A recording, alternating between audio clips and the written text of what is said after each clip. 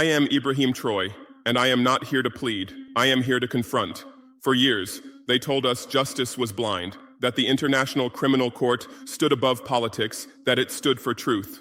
But when bombs fell on Gaza and the screams of children were drowned out by silence from powerful capitals, where was that justice? When hospitals became targets, when journalists were murdered live on air, when the world watched and did nothing, where was that blindfolded lady of the law? Well, today she sees. Today, the world's highest court has accepted our case. The case of a people erased in slow motion. The case against Benjamin Netanyahu accepted. The trial will be public. It will be live. It will be global. No more confidential reports buried in archives. No more selective outrage that only wakes when it suits empire. This time, they will not look away. And let me make one thing clear. This is not about hate. It is about accountability. I did not file this case because I enjoy war. I filed it because I have seen what war does to people who have no voice, because I have seen graves dug too small for the bodies inside. I filed it because I refuse to be another leader who gives a speech, takes a photo, and returns to comfort while others return to ash. We brought affidavits from survivors. We brought forensic evidence. We brought satellite imaging. We brought statements from aid workers, doctors, grieving fathers.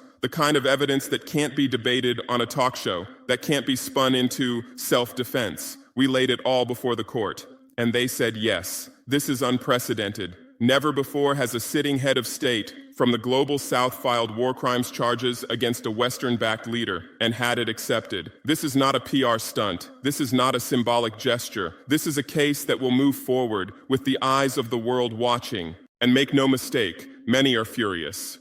The phone calls started the moment the announcement was made. Ambassadors demanding meetings, officials using words like disruption and unprecedented threat to diplomacy. Some warned me this would isolate Burkina Faso, that aid would be cut, that sanctions might follow. And to them I say, we are no longer afraid of your punishments. We've lived through your order. We've buried children under your stability. If this is what your world order requires, that we stay quiet while the innocent die, then it is time for a new order. This case has already begun to shake the old pillars of global power. Newsrooms across the world are scrambling. They don't know how to report it. Is it real? Will it last? How do they cover a trial that indicts not just a man, but a system that has allowed impunity for decades? And to the people of Gaza, I say, you are not forgotten. Your pain has not been erased. Your truth has not been silenced. To Israel's government, let me be direct. This is not about your right to exist. This is about your decision to kill with impunity. There is a difference. And the world is starting to recognize that difference finally, because someone dared to say it aloud on the global stage. To African leaders who still hesitate, your people are watching. History is recording. What side of the story will you be on? The side of silence or the side of sovereignty? And to the citizens of every nation watching this, especially those in the West, I ask you to look within.